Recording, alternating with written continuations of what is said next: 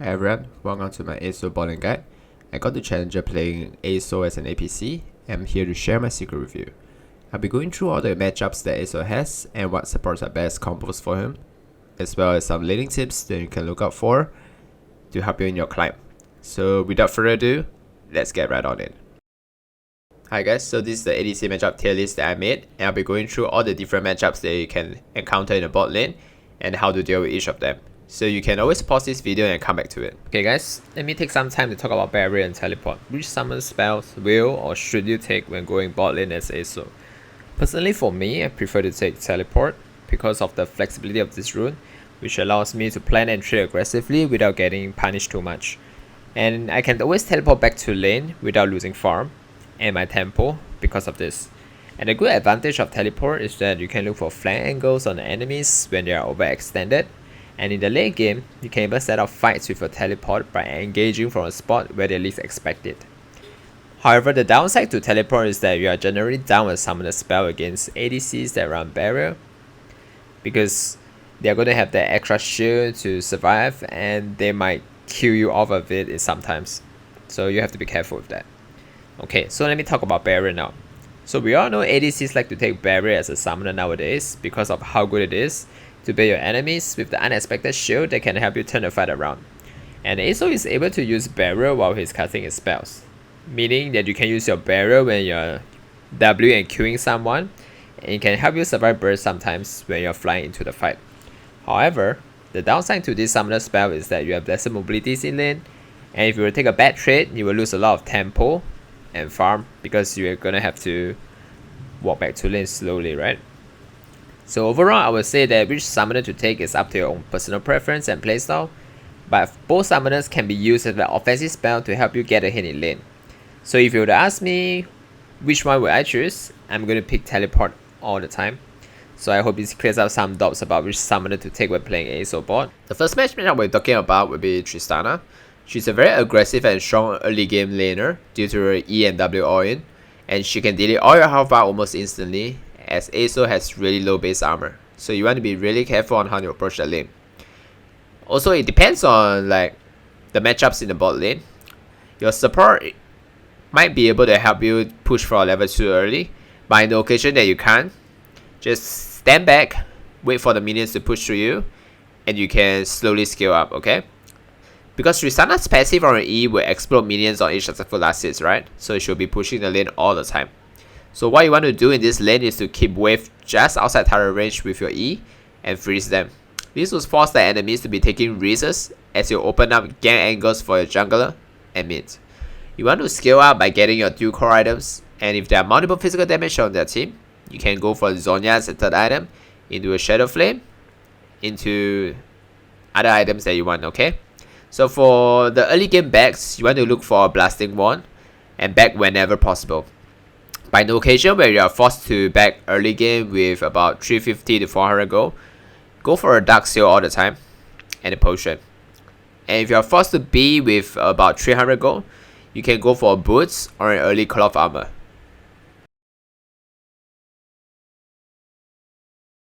So in this clip is a good example of how you can freeze your minion waves just outside of your turret range, while also being able to farm the minions safely. And if the enemies were to approach you, you can retreat back to the tower without dying. The next matchup we'll be talking about is Caitlyn. So this is by far one of the most annoying matchups that you can get as an Asol, mainly because of how long her range is. She does not have a strong all-in like Tristana, but she does have huge damage from headshot passive and also the Q pokes together with the W traps that can zone you under your turret. So what you want to do in this lane is to focus on farming the waves and get to level 3. So once you hit 3, you can look for opportunities to engage with the support and try to burn her summoners. She does not have CC to directly stop your Orion, but you want to avoid flying into her W traps, or you can be bursted down with EQA with W headshots combo. Alright, so what's different here will be that it's really hard to freeze wave against her. Most of the time you will be sitting under turret, but this will also open up to ganks and potential all-in from you. And one good trick that you can get her will be to intentionally step on her trap, and 90% of the time Caitlyn players will want to proc the headshot on you, and you can fire back with RWEQ combo. So you throw your R directly on her when she walks forward to try and get a headshot on you. and she'll be forced to flash or get CC'd and potentially die. In this clip, I'm going on the Caitlyn with Rylai's, and you can see how helpless she is once she has no flash. Because Caitlyn has no ability to stop our engage, so that is going to happen most of the time once you have Rylai's, and you can look for an angle to go on her every chance you get when the support isn't with her. Okay, so the next tough matchup will be Draven. He's a champion with really strong early game with his double axes, so it's impossible to win a trade against Draven early game when both axes are up, so you want to be careful about this. And his E ability is able to cancel your W flight, so you have to be cautious if you want to engage from him, as it can backfire most of the time because of the burst damage that he can do to you once he cancels your W. And the goal here is to farm out safely under turret and wait for a window where Draven wastes his E ability, and then you can go in for a trade safely. You are able to match him once Rylai's is up, so always try to look for trades with Rylai's and potentially a Q with a full RWEQ combo. And this item build and rune is similar as mentioned earlier, so I'm not going to go too in depth on it here. So for Draven matchup, you want to farm out safely, get your Rylai's first, and then look for potential kills. Okay. Alright, one of your worst nightmare in bot lane have to be Veigar Hera with a strong support, as his champion has insane burst once he reaches 6, and his ability to trap you in his cage early game is detrimental for you, because Asol has short spell range before you get your stacks up. So engaging on Veigar early is really hard because of the presence of his support, so you really want to be careful if you are going to look for fights on him. You have to make sure you don't fly directly into his cage. Okay, so in this lane, you want to farm up and freeze your wave whenever you can to force Veigar to be overextended, so that you can have better W angles on him to make sure you are not flying directly into his cage. So your aim is to rush Rylai's and look for potential kill angles with a support once you have your ultimate up. As Veigar is an immobile champion, burning his flash will ensure a kill on him all the time. For item build, I would recommend getting Banshees as a third item and potentially a Matress if the enemies are AP damage heavy. Okay, so next up we have Yasuo. This champion is just cancerous to fight early game as an Asol because of his E ability that allows him to dash around your minions and also stack up his Q knockup at the same time. And this can cancel your combo, so you want to be careful about it. A good Yasuo will always be able to stack up his Q to counter and engage, so you want to make sure you always Q tap him to break his passive shield whenever it comes up, and pay great attention to how many stacks of Q he has to avoid flying to him when he has his Q2 up.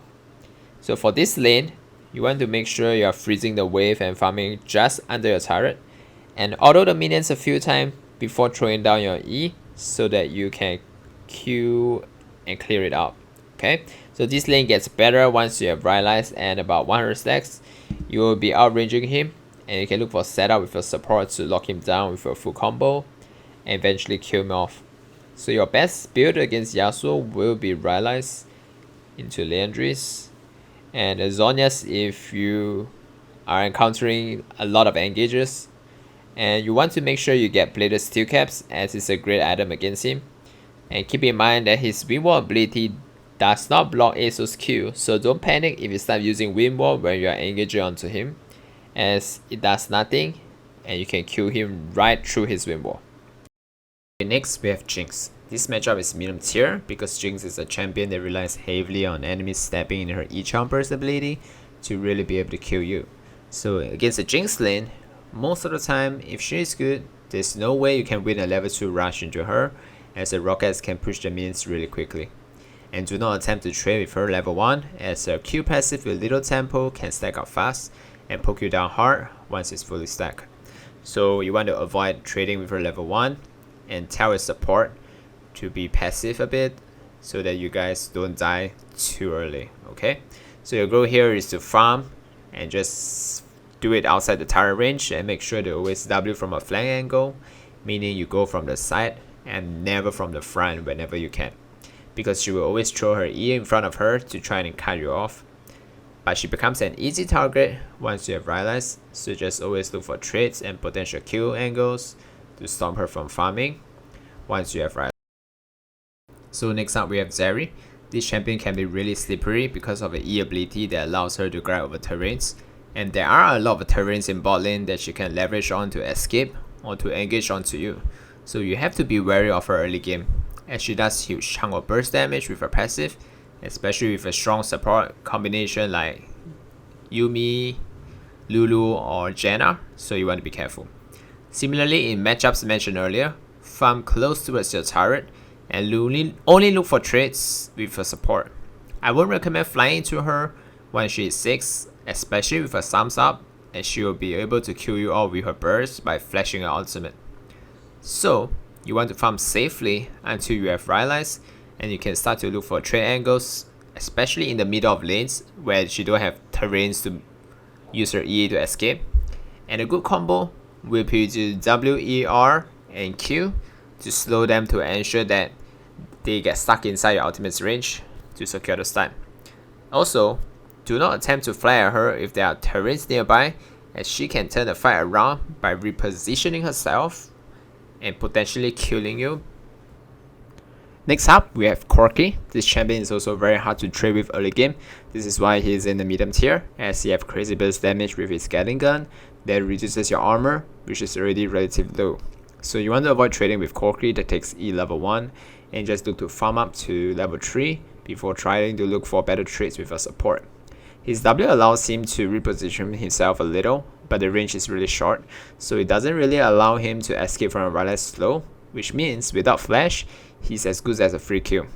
You want to engage on him by using your WQ first, and then dropping your E and R once he uses his W, so that you can ensure a stun and kill him with your E execute. So next up we have Xayah. She's a tricky ADC to lane with, as you have to be careful of where her feathers are to avoid getting cheesed by flashy engages from her. It's also possible to get a level 2 rush on her if she goes for a Q start. However, if she starts with W, do not try to trade with her early, as you will get poked down too hard because of little tempo, and before you even reach level 2 you're going to be too low and might be forced to back and teleport for a recall, okay? So once you hit level 3, look for engages when her feathers are down so that she cannot stop your WQ combo and will be forced to fight you through your burst damage, or she's gonna have to use her summoners. You want to be really cautious when fighting her once she hit level 6 though, because she's gonna have enough burst damage with her R combo with flash to one-shot you. So you want to bail her R first before going in on the second rotation to finish her off. Be wary because you have to come in from the side, or usually from behind her, so that her feathers will not be behind you and you can avoid getting CC'd, alright?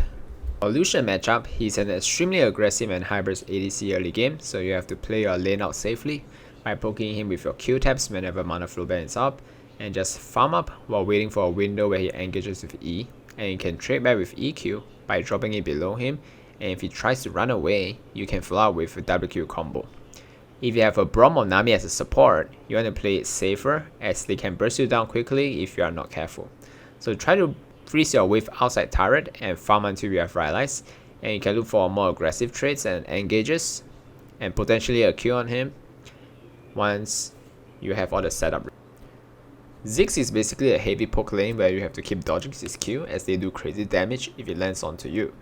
So Ziggs is almost similar to a Caitlyn lane where they'll be looking to always push into your turret, but the only difference is that Caitlyn has a long auto range, but Ziggs has really short range, so you can make use of that to your advantage, okay?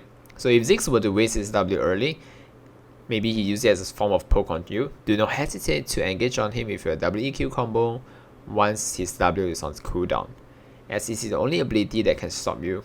So be wary, however, be wary of his support if they have an engaged CC as well, so you want to look for a window where their spells are down. And you basically just want to farm up as much as possible and rush Rylai's to start running him down whenever you can. You can always look for an engage on him when their support starts roaming to void grubs or to mid lane and even top lane, right? Okay, and also look to rush early merc threats and banshees so that you can have a Q angle on him in mid to late game without him having the ability to cancel off your W. Varus is one of the most annoying ADCs as he can be both AD or AP, and is really strong with his passive stacks and full combo. So you want to try dodging his Q pokes whenever you can, and just freeze the wave to force him to overextend and look to burn his flash before he hits level 6. Because as soon as he hits level 6, he's going to be extremely dangerous with his full RWQ combo, which has the potential to one-shot you. So you want to rush Rylai's ASAP and look for engages on him from the side to catch him off guard. You can also opt for a barrier instead of teleporting this lane to try and survive his burst. The main threat of Varus is his ultimate ability, so once that is down, always look for trades as you can just stick onto him and kill him off without your ultimate. So Lux is a really popular mage pick nowadays that's usually paired with a Zoe support. This is a super aggressive poke and burst lane where you have to dodge binds and bubbles to avoid getting one-shotted. You want to always be moving in random motion in this lane to avoid their skill shots and hide behind minions waves once Lux E is down to avoid Zoe's bubble. And when both of their CC abilities is on cooldown, you have to try and engage with WQ aggressively to trade back, so that you won't be trapped under your turret for the entire laning phase. The item build you should be looking for to go for this lane will be Rylai's into Mercs, Banshees, and into Landry's. And you can flex the other items accordingly, but I would recommend to include Shadow Flame with Death Cap as your final build, so that you can poke and burst them down in the late game. Hwei is a mage that will just be looking to wave clear consistently to rush level 6 for his power spike. So look for a window where he wastes his E and engage onto him to burn his flash. Once you hit 6, trade aggressively with your support to fish for kill angles. For item build, you want to rush Rylai's into Landry's, Merc Dreads, and Banshees, so that you can set out and kill Hwei whenever his E is on cooldown. So in this lane, you want to be patient, wait for him to cycle through his spells, and look for windows of opportunity where you can get a gang on him. Ideally for this lane, it's kind of just a farm lane where you and Hwei just keep wave clearing each other. So you can also look for roams to the mid lane or the void grubs to help your team instead of just staying in the bot lane. It's an ADC that's really weak early game without her upgraded kit, so always be looking to trade aggressively whenever a kill is down. The matchup will get tricky once she hits 6 as she is able to reposition herself to dodge your E and R, so always be patient and engage with WQ first to bait out her R, and then you can throw down your R and E on her after to secure the kill. For item build, rush Rylai's Landry's into Shadow Flame for a really aggressive burst build so that you can kill her whenever her sums are down. So Vayne is basically the weakest ADC in terms of pushing and clearing waves. So you want to look for early trades as she is weak before she has a silver passive. And synergize with her support to push level 2 and go for an aggressive WQ engage to get a lead in the lane. Be wary of her once she hits level 3 as a condemn can cancel your W flank. So always EQ to force out her condemn and then follow up with a W once she uses it to secure a kill. She gets really strong at level 6 before her ultimate's invisibility, so you want to avoid engaging on her alone without having Rylai's or the burn item. So for builds, rush Rylai's Landry's into Shadow Flame and you will be able to kill her really easily as the burn will allow you to track her movements and you will do so much damage to her that she will just melt. So Aphelios is an easy matchup, but level 1 can be hard because his green gun's range is similar to Caitlyn's, so you want to be careful of his early pokes and just poke him out with Arcane Command early and be patient. Once you get to level 3, watch out for his gun rotation and trade accordingly, since only purple gun has CC to stop you. Whenever his purple gun is down, trade aggressively and force him to burn his summoners. So even at level 6, Aphelios will not be much of a threat to you, so do not be afraid to play aggressively into him and just force kill angles whenever possible, especially when you have Rylai's, as he has no escape ability and he will most definitely die to you. So Samira is a really niche pick that only works well with engaged supports like Nautilus, Leona, Rel, or Braum. And with Samira being really short range ADC, this will mean that both champions in your lane are really prone to your EQ pokes. So hide behind your mage minions and poke them out with Comet whenever they go for CS. You want to rush Rylai's as soon as possible in this lane to keep farming stacks off of them and keep engaging once you hit 6 to push your lead further. You're going to keep scaling into this matchup because you're going to outrange Samira by so much that in the late game, she won't be able to come close to you and she's gonna be dead. Kalista is basically off meta now, so this pick would not appear very often, but she's easily one of the best matchups for Asol due to her lack of CC. Only thing you have to watch out for is her E burst, as a huge stack of it can one-shot you. So a good counter to this will be to take barrier so that she's uncertain of when to activate her E. So in this lane you want to rush Rylai's, play the steel caps into Liandry's, and this lane is going to be really easy for you. So a Nilah is similar to Samira as she has really low attack range and her kit is easily countered by Asol because she is unable to block any of his damage output. However, you do want to be careful not to fly too close to her when she has her ultimate up, as she's going to be pulling you in and you can get burst and killed. So the item build is similar here. Do Rylai's, Landry's, and flex the remaining build according to the game, and you should be able to deal with Nilah easily. Okay, so Senna feels more of a support champion rather than an AD carry, but there are few people who would like to play her as an AD carry. But don't worry, she's one of the easiest matchup for Asol, as she lacks reliable damage early game and stack really slowly compared to Asol. So just engage on her whenever she misses her W, and once you have Rylai's, just enjoy the free kills. So Brand is also an easy matchup for Asol due to his lack of mobility and reliable CC. So just wait for him to WQ the wave and engage on him with your WQE and kill him off. The only way he can burst you down is when he hits 6 with his ultimate into a full combo. So be careful not to be too aggressive if he has his R up. So similarly, you rush Rylai's here to set up kills on him over and over again. So Twitch is a champ that thrives on sneaking up behind or beside you to give you a heart attack. So at level 1, you can opt for early bush control with ward and camp for him. He's weaker than you if he goes Q start, so do not be afraid to trade with him. However, if he goes E start, you want to be careful not to overtrade, as it might cause you to get zoned out due to the heavy burst from E. When he's missing from the map, always retreat back towards your turret and wait for him to reappear again and engage onto him with your WQ combo to trade. Remember to always be pinging missing, as he will sometimes roam mid for tricky kills on your mid laner. So once you have Rylai's, just kill him over and over again and enjoy the free LP. So Jin's a really strong early game pusher with his Q and 4 shots. So be careful not to stand too close to minion and eat his Q bounce and 4th shot, as the damage can stack up and leave you dry. So be patient and wait for level 2 or 3, and you can look for engages onto him with your WQ once he's reloading his gun. You want to be aware of his W if you are flying at him from the front, as he's able to root you to cancel your W flight. So always engage from the sides onto him. Once you have Rylai's, look for engages onto him whether he's overextended or trying to cycle his shots. A simple WE-R-Q combo will finish him off easily. Ezreal is a poke heavy AD that is weaker than Varus, as his Q pokes can be blocked by minions, so make sure to use that to your advantage and always be Q tapping him by hiding behind a minion wave. And his only escape ability, Arcane Shift, has a really high cooldown of about 22 seconds early game, so if he uses it carelessly, don't be afraid to engage on him with a WQ combo and punish him.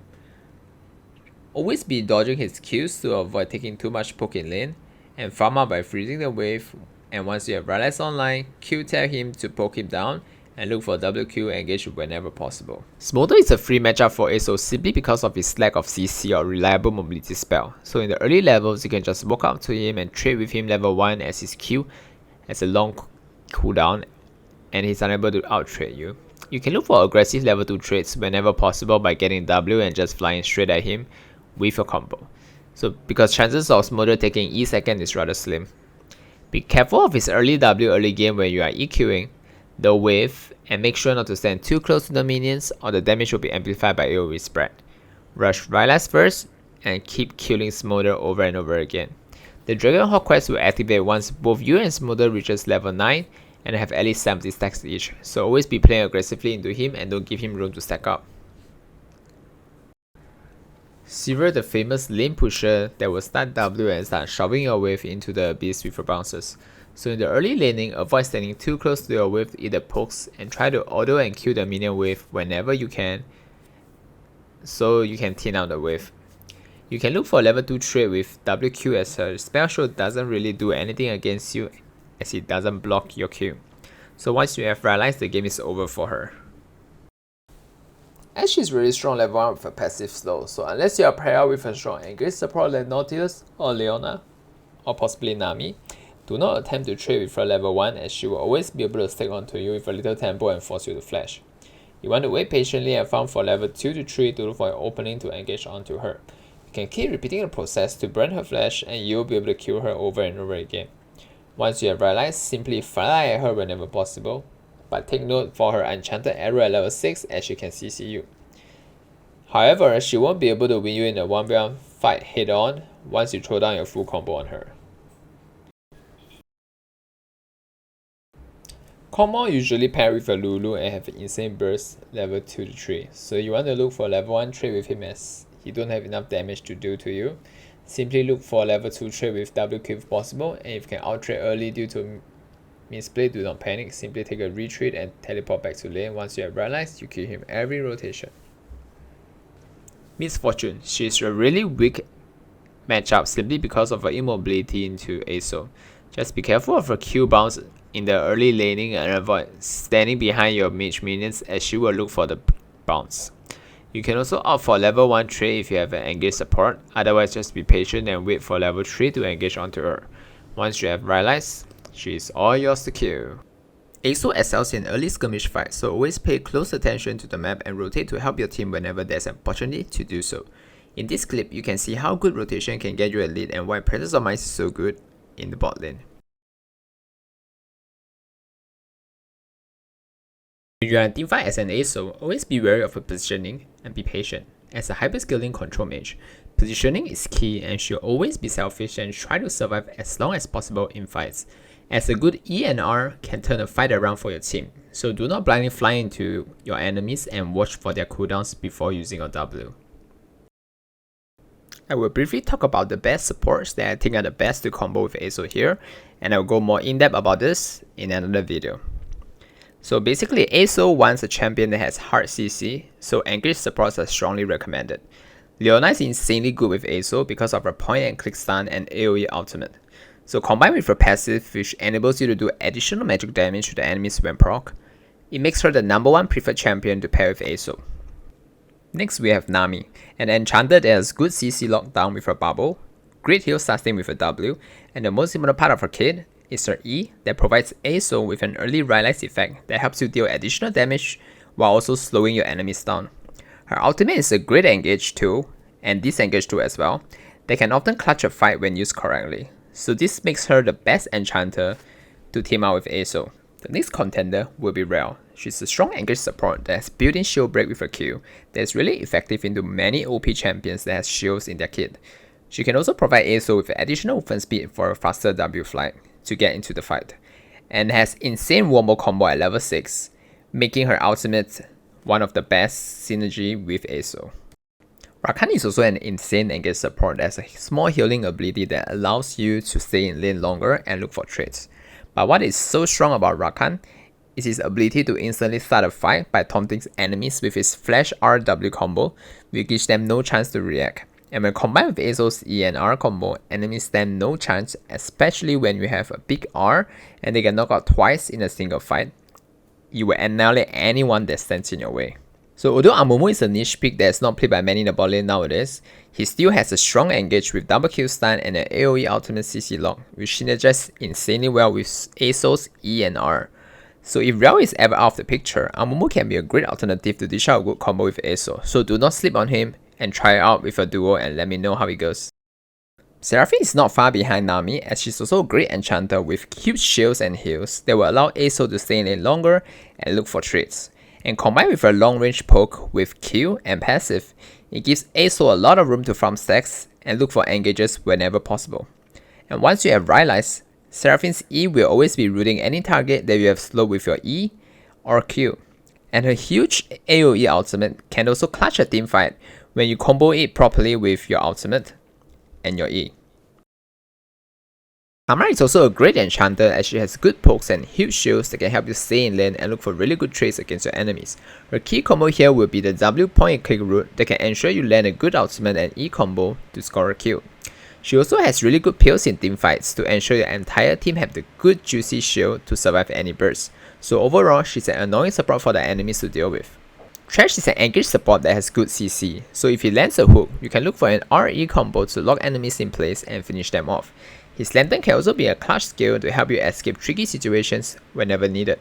However, there is a terrible interaction when Asol presses W and you can click on the Lantern, but your champion will get stuck in place and you will not be able to fly on the Lantern. So this is a part of the reason why he is not in S tier, so do take note of this.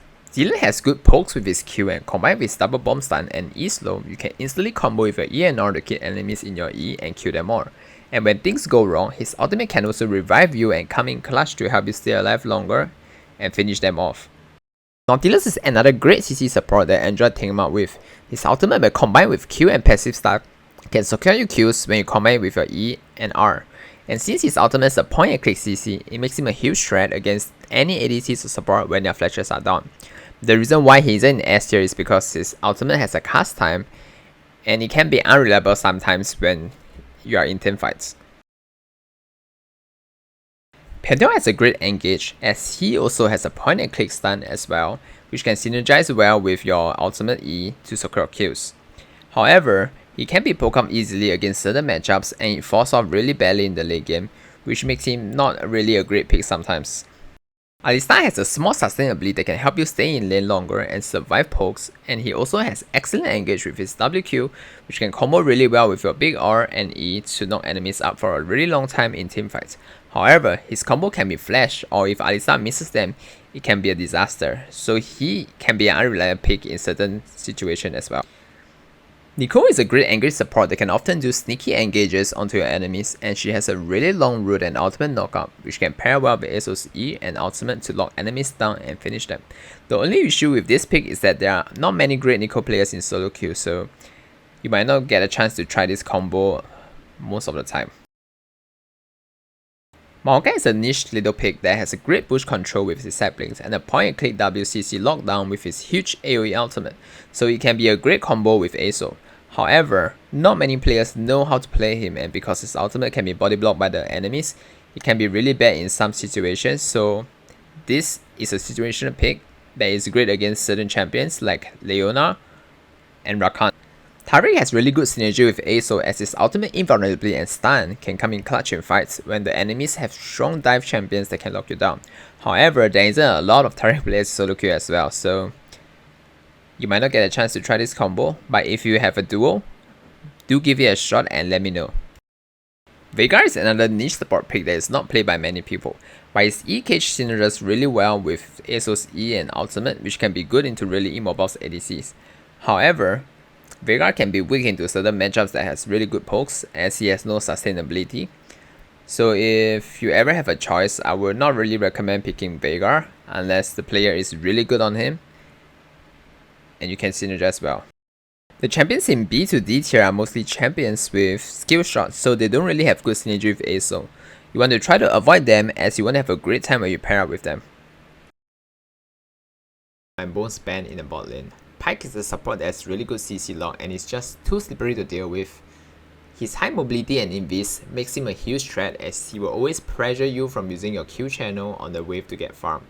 So I will try to avoid Pyke and ban him out whenever possible. Tristana has really strong burst damage early game, especially at level 2. She makes it super hard for you to farm and go near your wave as she can oil you at any time if you will try to take your CS and overextend. She gets even stronger at level 6 as she's able to just one-shot you easily with her WEQ and ultimate combo. So you want to try and avoid Tristana when you can in the solo queue. And if you're seeing a lot of her in your elo, ban her out. Leona is an engaged support that is so tanky and have really good CC. So you want to try to avoid playing against a Leona because she has a long range ultimate that can stun you when you're trying to do damage with your Q channel. So if you are seeing a lot of Leonas and you have no idea how to deal with her, just ban her out. Draven with his double access is also a nightmare for Asol in the early game, as he can burst you down really quickly and you won't be able to go near your wave to take CS.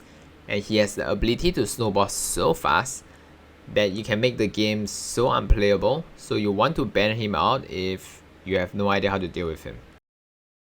So these are my go-to bans, but it can be different for everyone depending on region and elo.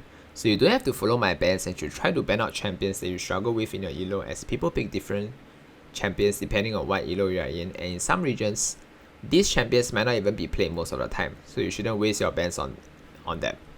Okay guys, I hope you all enjoyed this guide as it took me a really long time to compile everything together. So please give me a like and subscribe if you haven't. And if you do, it will mean a lot to me.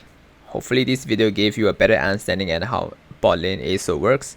And I hope you guys have fun with him.